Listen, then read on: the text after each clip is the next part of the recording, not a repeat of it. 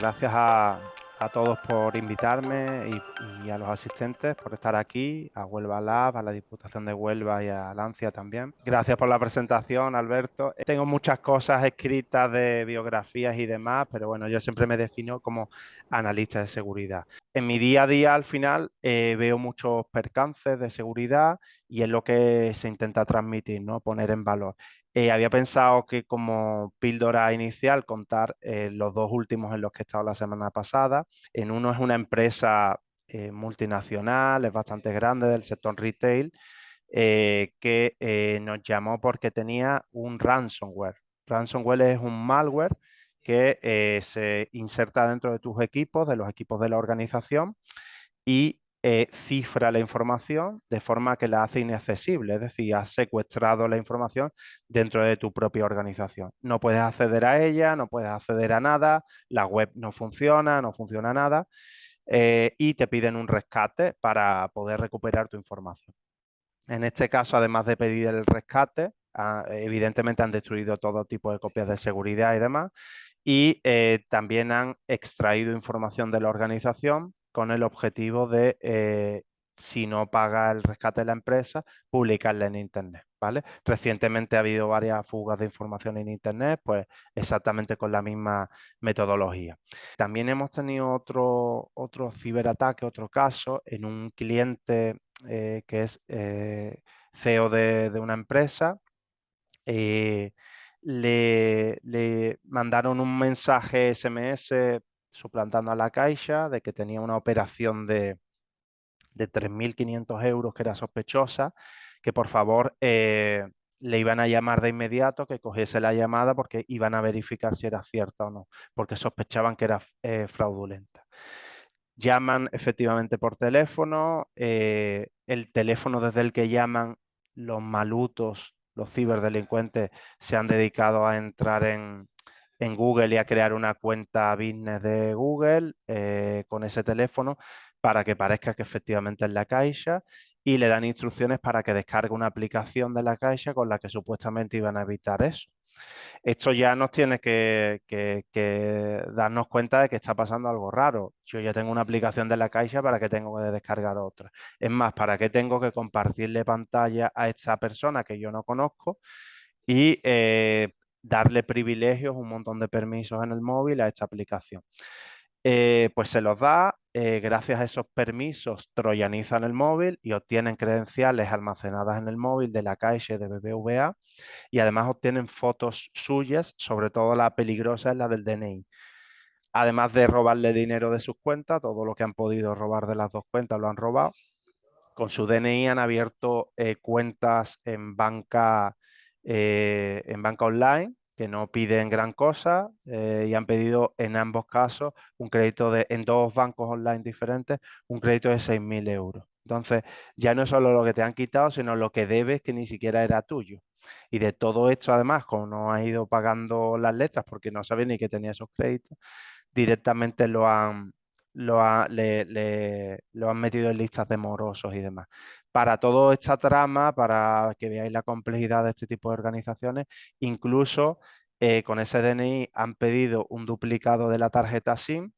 Por lo tanto, ellos tienen el móvil real de este usuario que lo ha perdido, y gracias a ese móvil han conseguido registrarse en bancos y conseguir los dobles factores que en muchos casos nos piden, ¿no?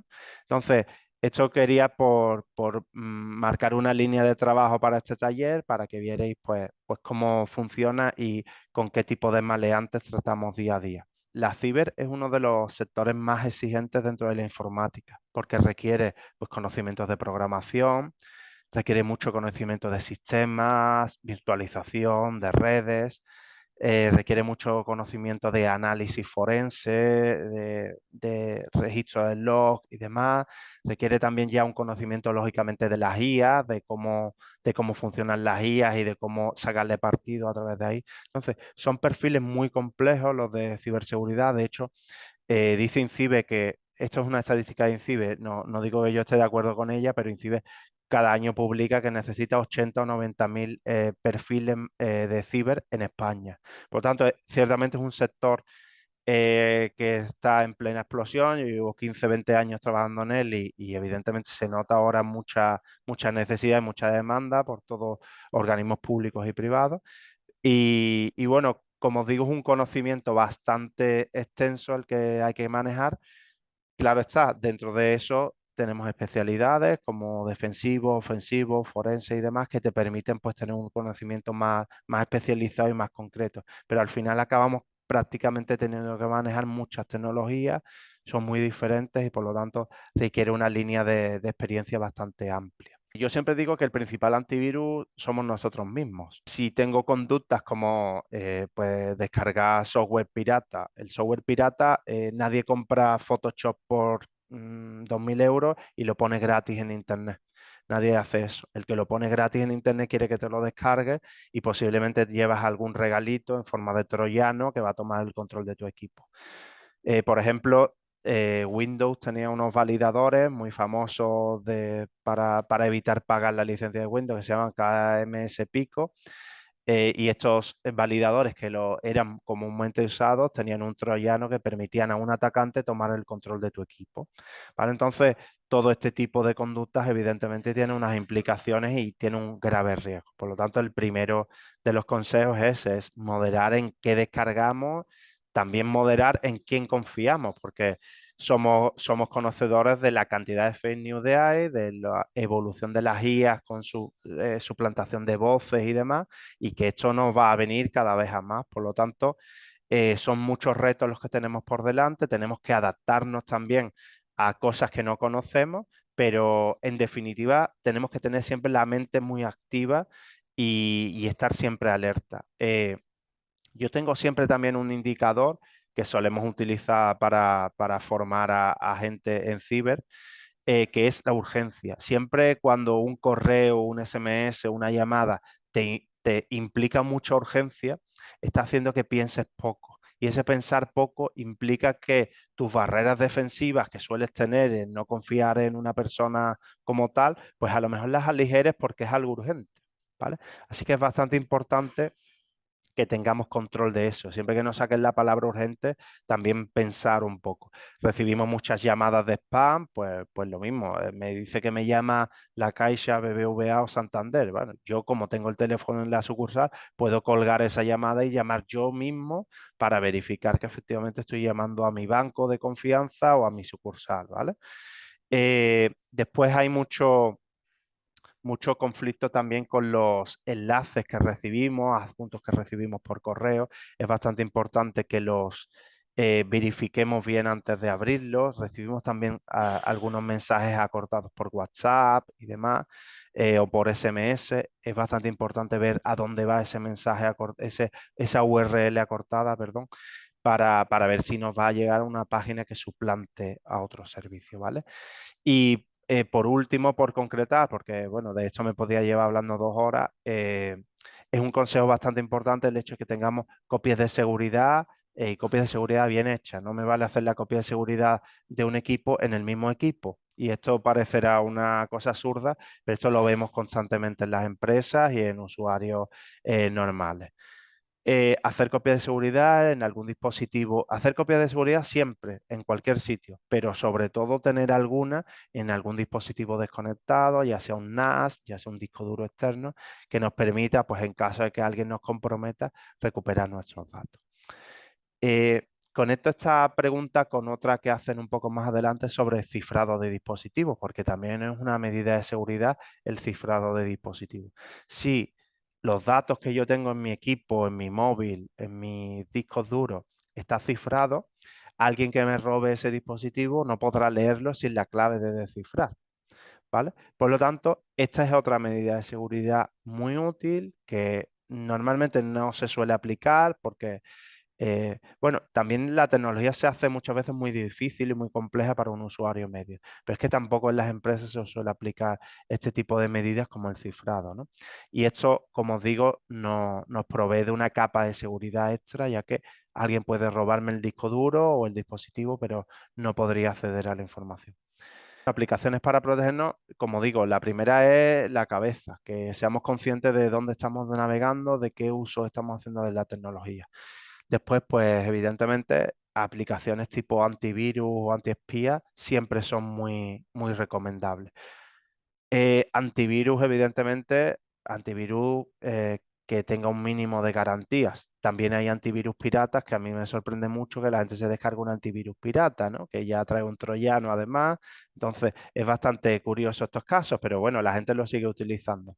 Antivirus de verdad, como digo, y bueno, son medidas de seguridad bastante conocidas, pero que tienen también un espectro de detección bastante amplio.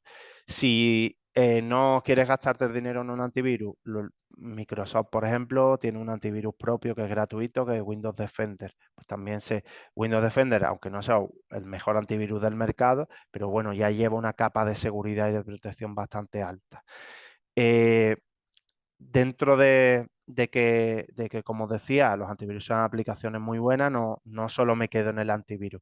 Por ejemplo, en la navegación, en los navegadores, pues también tenemos complementos como son bloqueadores de rastreadores, de los trackers. Pues muchas veces visitamos una página web y esa página web nos va siguiendo en nuestra navegación y va recopilando datos sobre lo que estamos haciendo. Pues es interesante que tengamos un conocimiento sobre qué está pasando o qué está compartiendo nuestro navegador de nosotros. Esos rastreadores es recomendable bloquearlos. Y también, bueno, hay muchos bloqueadores de anuncios que no son de gran utilidad porque nos permiten, lógicamente, parar mucha de la publicidad que recibimos. La publicidad en muchos casos pues es publicidad de medios de comunicación y demás, que puede ser pues publicidad relativamente normal, pero también hay muchas organizaciones de ciberdelincuentes que utilizan la publicidad para descargarnos contenido en nuestros equipos. Y como archivos temporales de la navegación, pues se quedan algunos ficheros ahí pululando dentro de nuestro equipo que pueden, pues en algún caso concreto hemos visto hacer cosas con eso, ¿no? También como última aplicación así interesante, y ayer preparando un poco la presentación con Javier me decía, oye, pues ¿qué navegadores utilizan los hackers? Yo, por ejemplo, no utilizo como navegador un producto publicitario.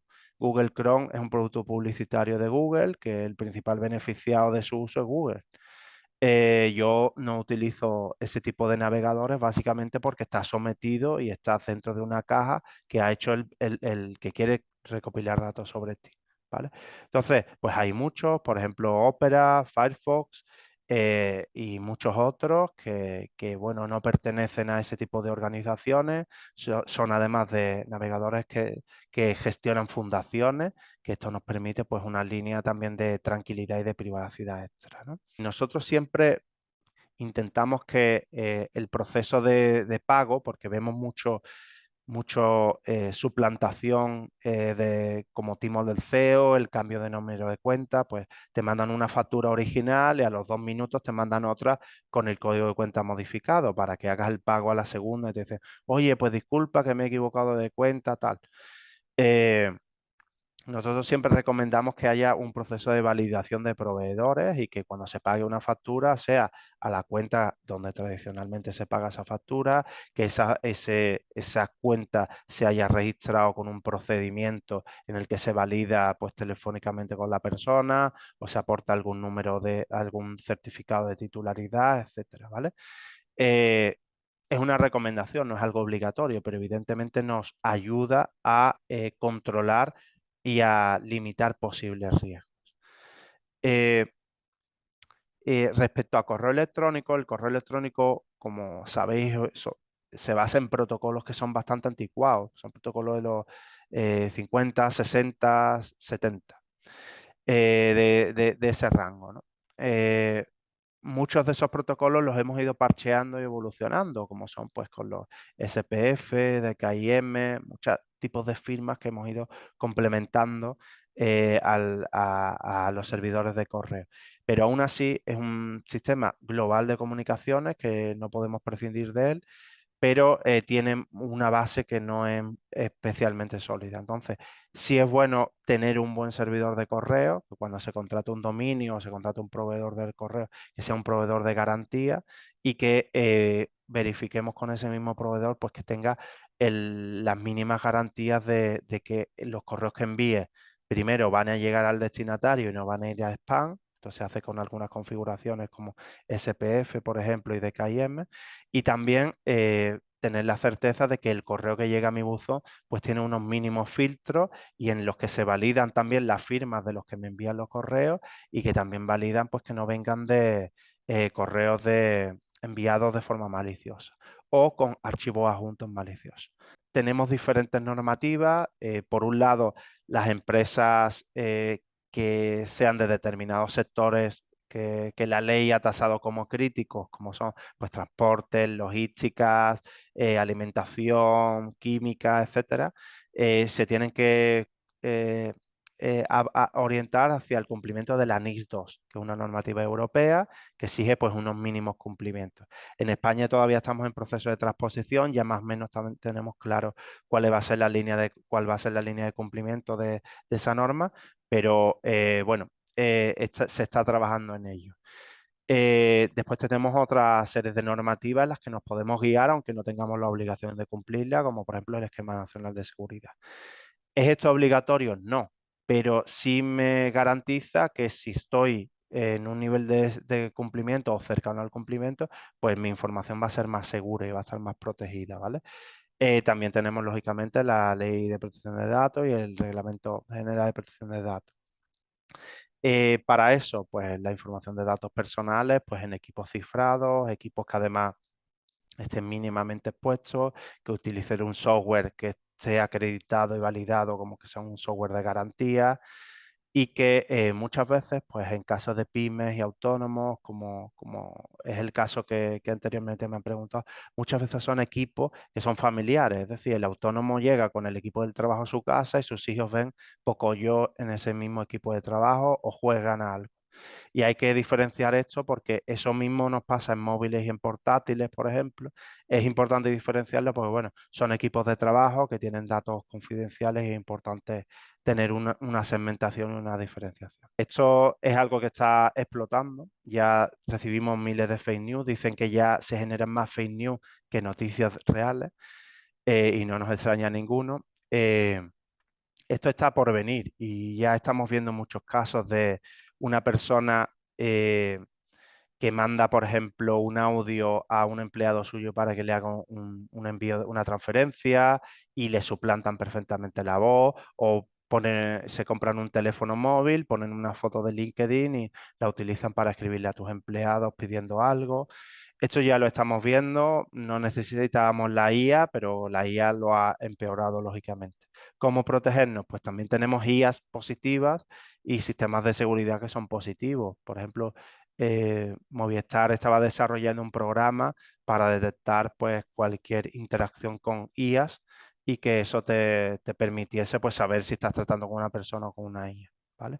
Como, basándose en la película Blade Runner que caza robots, pues básicamente algo del estilo, ¿no?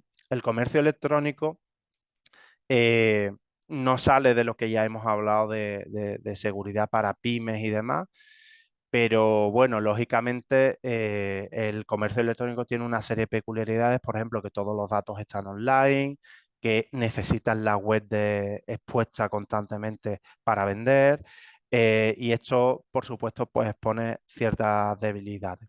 Es importante que en todo lo que sean servicios web, que sean importantes para las organizaciones, pues hay una mínima supervisión y monitorización. Pues, oye, ¿quién está intentando acceder? ¿Qué está intentando acceder?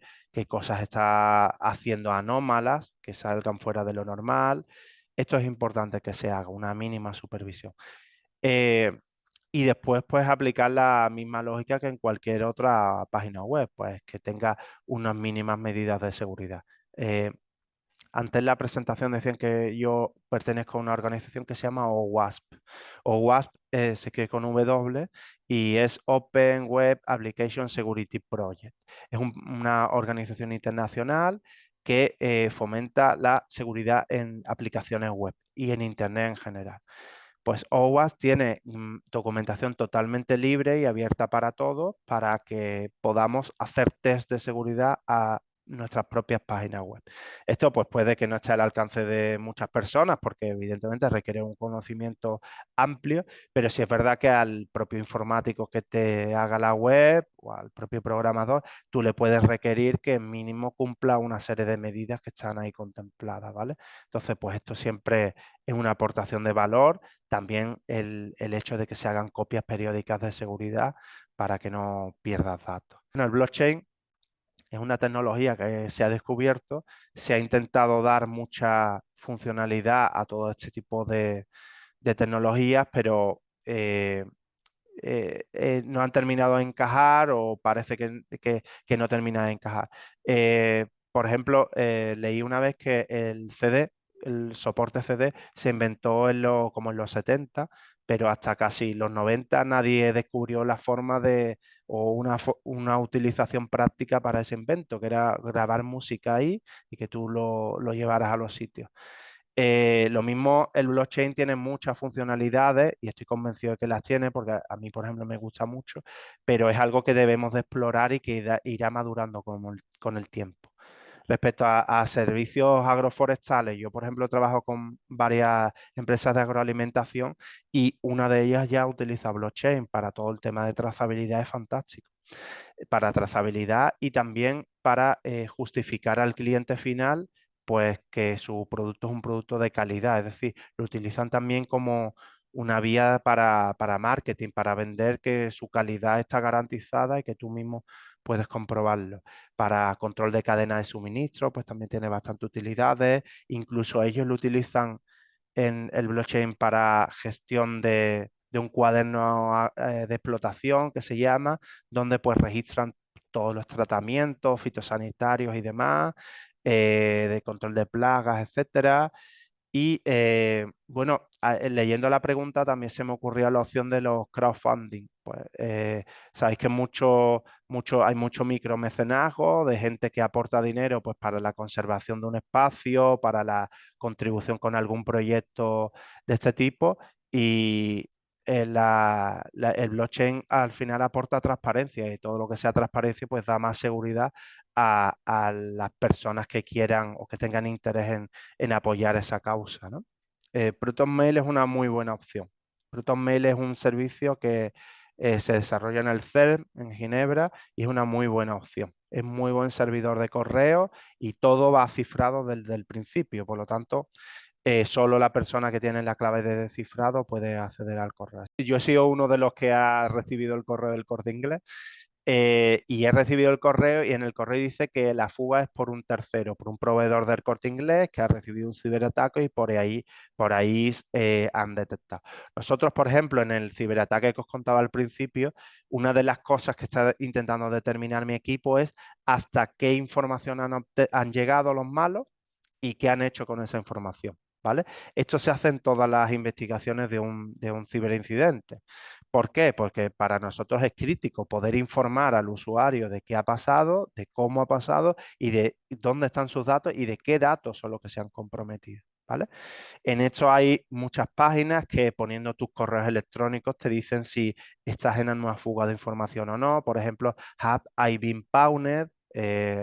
Es una muy famosa. Si la buscáis en internet, aunque no esté bien escrito, os va a referenciar ahí. En definitiva, en español es he sido hackeado, ¿vale? Pero básicamente es lo mismo. Hay muchos servicios de este tipo donde pones tu correo electrónico y te dice si ese correo está en alguna fuga y qué datos concretos son los que se han fugado. En este del Corte Inglés sabemos poco por ahora, sabemos que se ha notificado y bueno, entiendo que irá saliendo más datos a la luz. Iremos viendo. Yo los honeypots los utilizo, pero los utilizamos fuera de nuestra red corporativa, es decir, tenemos una línea de fibra independiente para los honeypots, tenemos 45 honeypots. Para el que no sepa qué es un honeypot, son equipos vulnerables que exponemos deliberadamente para que sean atacados. Y como son atacados, nosotros estudiamos esos patrones de ataque para reforzar nuestros sistemas defensivos y bloquear pues, todos esos indicadores de compromiso. Se nota que esta pregunta la ha hecho alguien que conoce la materia. Eh, eh, Para una pyme, pues si le gusta la tecnología, si le va la curiosidad y le gusta el tema de los datos, son temas muy interesantes e información que se recopila muy interesante. Y hay además plataformas muy buenas. Por ejemplo, Deutsche Telekom tiene una gratuita que es fantástica y te da mucha funcionalidad y es muy fácil de desplegar. Justamente en estos días estaba saliendo una ley que iba a controlar o a supuestamente controlar este tipo de cosas. ¿Se puede hacer algo? Es que al final es muy difícil porque cualquier maluto compra un móvil mañana, no uno, compra 1000 líneas y directamente te ataca por las 1000. Entonces, se puede hacer algo, puedes bloquear, puedes marcarla como spam para que así, pues, la inteligencia compartida de Android, de iPhone y demás, que la tienen y que muchas veces te notifica que es spam, pues se alimente y vaya aprendiendo de esos patrones, pero es difícil, como no apliques un bloqueo y tengas constancia de marcarla como spam, es difícil tomar alguna otra determinación. Normalmente, cuando hacemos una copia de seguridad, nosotros utilizamos diferentes software para hacer copias de seguridad y siempre tienes este hándicap. ¿Qué es lo que se suele hacer? Por ejemplo, en un NAS, un NAS es como un disco duro de red, hace copias de seguridad, pero no borra la anterior, es decir, no machaca el contenido anterior, sino que te guarda como 5 o 6 versiones, de forma que si en la última versión está infectada, las 4 anteriores todavía las puedes recuperar y en esas no estaría infectado. Lo suyo que es, pues puedes hacer un análisis antivirus previo al backup y una vez que esté verificado que no hay ninguna amenaza, que puedas hacer la copia de seguridad. Esto no se suele hacer mucho, la verdad, o yo lo veo hacer poco. Se hacen copias masivas, se almacena mucha copia de seguridad con mucha retentiva. Nosotros, por ejemplo, almacenamos año y medio de copias de seguridad por defecto, pero son manías de cada uno que hemos ido generando esas rutinas en base a nuestro conocimiento y a los palos que nos hemos llevado también, ¿no? Casi todas las empresas de ciber compartimos bases de datos o compartimos datos. Yo, por ejemplo, de todos estos honeypots que tenemos, extraemos mucha información que compartimos con otras empresas de seguridad y, por ejemplo, con el CCN y con la Red Nacional de SOC, ¿vale? Entonces, hacemos esto de forma colaborativa porque ellos también comparten con nosotros y al final nos nutrimos una parte y otra, ¿vale? Así que bueno, lógicamente siempre es interesante todo el hecho de compartir y bueno, Bitdefender pues es una solución antivirus de nivel medio que cumple bien, no hay problema por eso. Muchas gracias a todos, un abrazo.